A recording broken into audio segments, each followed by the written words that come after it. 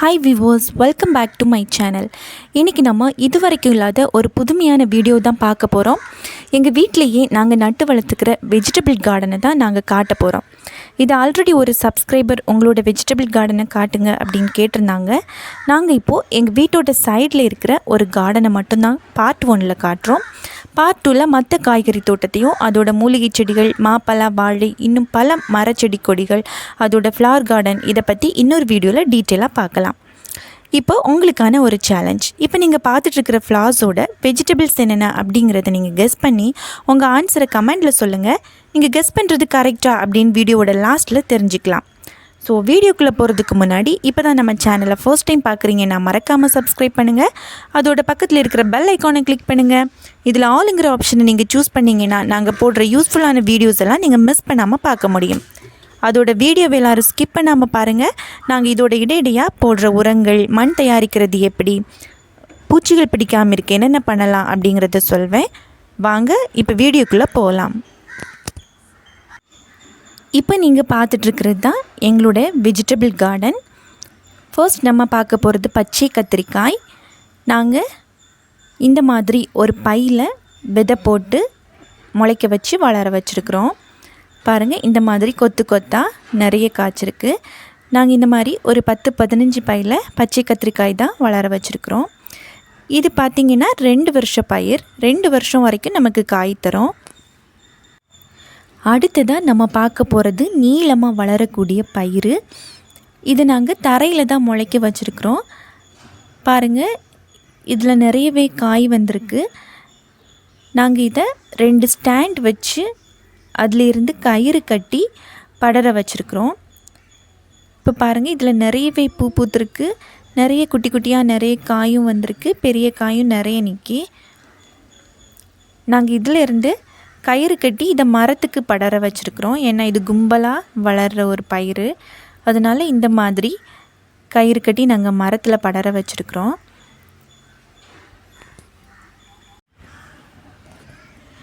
அடுத்ததாக நம்ம பார்க்க போகிறது நாட்டு வெண்டைக்காய்.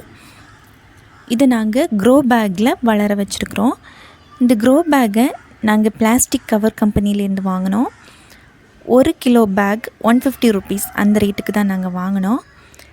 இந்த பேக்கில் மண் எப்படி ப்ரிப்பேர் பண்ணுறது அப்படின்னா, இந்த பேக்கில் கொஞ்சமாக செம்மண், அதோட கொஞ்சம் தேங்காய் நார், காய வச்ச சாணி உரம், இலைத்தழைகள், அதோட மண்புழு உரம், இதை சேர்த்து தான் நாங்கள் க்ரோ பேக்கில் மண் ரெடி பண்ணியிருக்கிறோம். இதில் சன்லைட் நல்லா கிடைக்கிறதுக்காக கொஞ்சம் செடிகளாக நாங்கள் காம்பவுண்டில் வச்சுருக்குறோம். ஒரு 20 வெண்டைக்காய் செடியை நாங்கள் க்ரோ பேக்கில் இந்த மாதிரி காம்பவுண்டில் வச்சு வளர வச்சுருக்குறோம். இதுலேருந்து நிறைய காய் எங்களுக்கு கிடச்சிது. இன்னும் நிறைய சின்ன சின்ன காயும் அப்புறம் பூக்களும் நிறைய இருக்குது.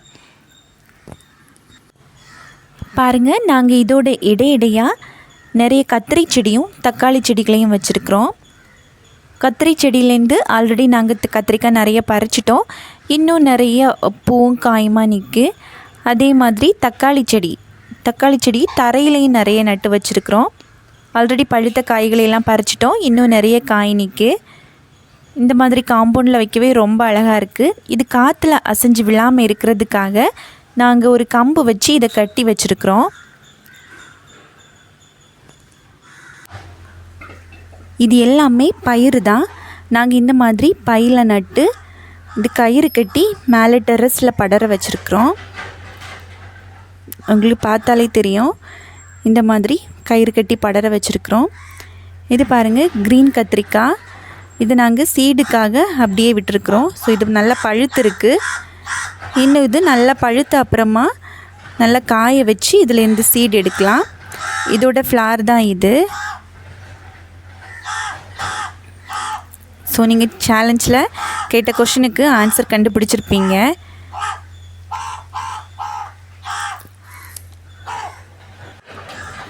பாருங்கள், இது இன்னொரு வெரைட்டி ஆஃப் பீன்ஸ். இது ஃப்ளாட் பீன்ஸ்ன்னு சொல்லுவோம். பாருங்கள், இதில் நிறைய கொத்து கொத்தாக பூ பூத்துருக்கு. இதில் நிறைய காயும் பிஞ்சு போட்டிருக்கு. ஆல்ரெடி நாங்கள் நிறைய காய் இதுலேருந்து சமையலுக்கு பறிச்சிட்டோம். இன்னும் நிறைய குட்டி குட்டியாக காய் நிற்கு. நாங்கள் இது மாதிரி ஒரு 10-15 பேக் ஃப்ளாட் பீன்ஸ் வச்சுருக்குறோம். இது ஷார்ட்டாக தான் வளரக்கூடியது. இது எல்லாத்தையுமே நாங்கள் க்ரோ பேக்கில் தான் வச்சுருக்குறோம்.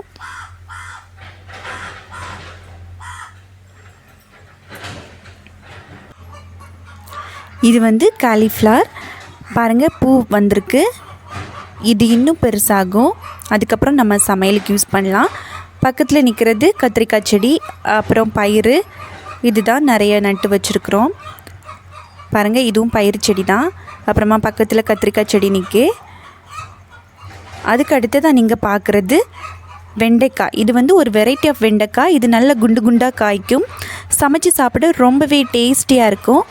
நாங்கள் சீடுக்காக இதை பறிக்காமல் அப்படியே வச்சுருக்குறோம். பாருங்கள், இது வந்து ஒரு 5 வருஷம் பயிர். 5 வருஷம் வரைக்கும் இது காய் தந்துகிட்டே தான் இருக்கும்.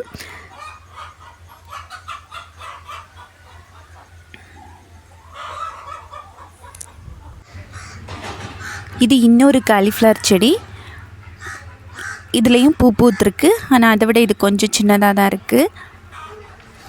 இது இஞ்சி செடி. இஞ்சி வந்து 5 வருஷம் வரைக்கும் நம்ம பறிக்காமல் அப்படியே வச்சுருந்தோன்னா ஒரு நல்ல பலன் கிடைக்கும். நான் ஆல்ரெடி ஒரு வீடியோவில் இஞ்சி தீயல் எப்படி பண்ணுறது அப்படின்னு போட்டிருந்தேன். ஸோ இதிலேருந்து பிடுங்கின இஞ்சி தான் அது.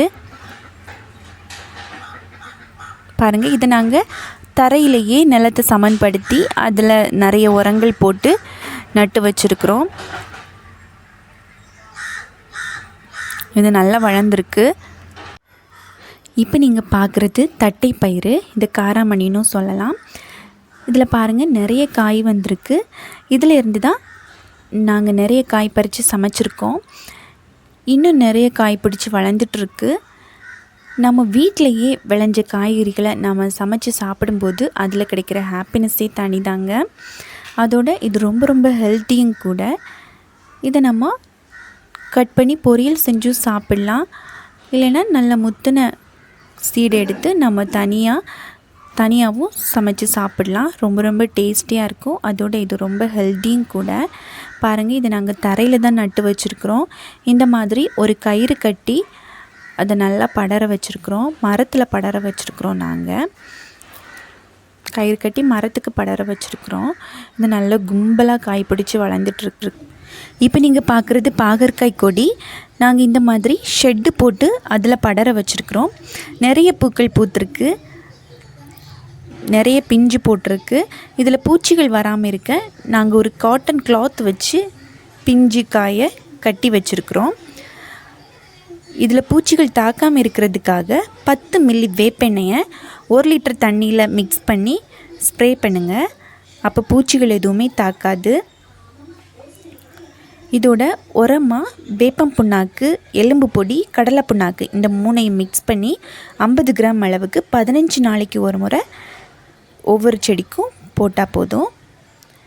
இப்போ நீங்கள் பார்க்குறது பீன்ஸ் செடி. இது வந்து கொத்து கொத்தாக காய்க்கும். பாருங்கள், இதுலேருந்தும் நாங்கள் நிறைய பீன்ஸ் பறிச்சிட்டோம். இது ஒரு 10-15 பீன்ஸ் செடி வச்சுருக்குறோம்.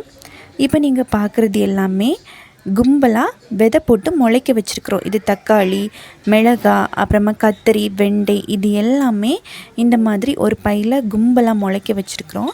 இனி இதிலேருந்து தேவையான அளவு எடுத்து க்ரோ பேக்லேயோ அல்லது தரையிலையோ போட்டு நட்டு வச்சு பராமரிக்கலாம்.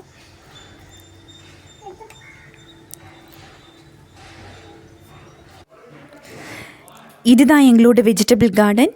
இதோட இடையிடையாக நாங்கள் பப்பாயா ட்ரீ, மாமரம், பலாமரம், அப்புறம் தென்னை மரம் இதெல்லாம் இடையிடையாக நட்டு வச்சுருக்குறோம். பூச்செடிகளும் இடையிடையாக இருக்குது.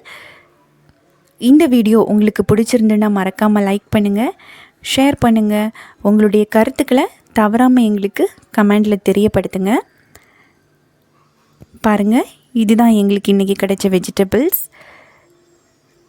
இனி நம்ம அந்த சேலஞ்சோட ஆன்சர்ஸை பார்த்துடலாம்.